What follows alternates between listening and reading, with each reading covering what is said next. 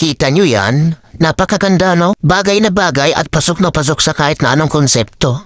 Yo, what is up sa inyo mga boss? For today's video, magkakabit na tayo dito ng side mirror kay Wavy. Ito nga pala ang kakabit kong side mirror kay Wavy na nabili ko lang dito sa TikTok.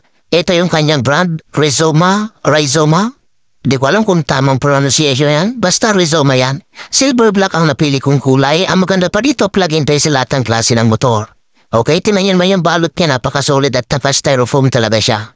Kung ano yung nakikita nyo dito sa video mga boss, ganyan na ganyan ang darating sa inyo. Diba, napaka-solid yan mga bossing. Ang inclusion ito, meron na siyang dalawang Allen wrench, isang maliit at isang malaki. Hindi ko alam kung anong sizes niyan. Tapos, ito pa yung iba diyang kasama, yung mga takip para hindi siya mapasukan ng tubig at saka mga bolts. Alright, napaka-solid yan mga bossing. Kaya tara mga boss, huwag natin patagalin pa, ikakabit na nga natin yan kay Wavy. When it comes sa looks naman mga boss, kayo ng balang humusga, tingnan nyo lang kung gaano siya kaganda. Kung Wave 100 din ang pagkakabitan nyo nito mga boss, kahit hindi na kayo maglagay ng extension sa side mirror, all goods na yan at hindi na kayo magtatabas niya ng kaha ng Wave 100 kasi plug and play na lang yan mga bossing ko. Itong short stem na kulay 18, siya yung magsisilbing holder dito sa side mirror. Tapos ito namang isa na parang bushing, siya naman yung magsisilbing lock. Ayan siya mga boss. Tapos yung Allen bolt, yan siya, parang bushing. Tatakip mo lang yan, tapos lagyan ng Allen bolt. Yan, may thread yan mga boss. O diba, ganyan lang. Gamitan nyo lang siya ng Allen wrench. Tapos konting higpit lang. Yung hindi masyadong higpit mga boss kasi maaaring ma-lost thread yan. O diba, ganyan siya. Napaka-so clean, napaka-so good naman talaga. Pero teka, bakit parang baliktad siya? Hahaha. Wait lang mga boss, baliktad nga talaga siya oh. Hahaha, sa kaliwa ata talaga to. Pero ayusin na lang natin yan mamaya-maya lamang.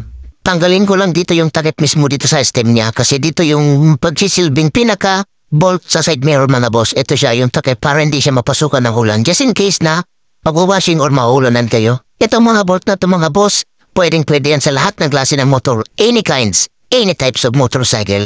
May mga designated na sizes yan para sa ating mga motorcycle mga boss. Kaya kapag nagkabit kayo ng side mirror na to, instant na yan, plug and play na mga bossing.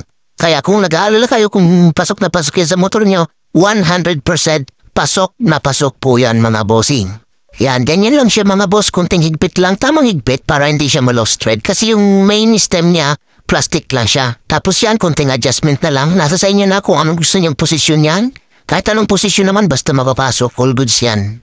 At wala, eto na siya mga boss. O diba? So clean, so good. Napaka-pogi naman mga boss. Kahit naka-tie straight pack tayo, pasok na pasok pa rin sa standard niya. At maganda talaga siya. Tapos dito na lang din sa kaliwa. Kung ano yung ginawa natin sa kanan, ganon din sa kaliwa. Pasensya na kayo sa tiyan kung mga boss malaki. Hahaha.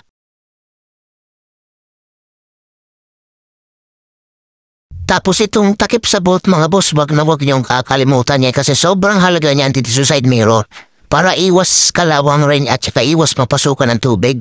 Kunting pukpok lang yan kasi plastic lang yan mga boss. Hinahin lang niya sa pukpok kasi baka mamaya mabitak or mag-crack. Yan. Ayusin lang natin yan tapos konting montage. So sa muli, maraming salamat sa panonood mga boss. Mag-check out lang kayo dyan sa TikTok shop natin. Nandiyan yan sa may description sa baba.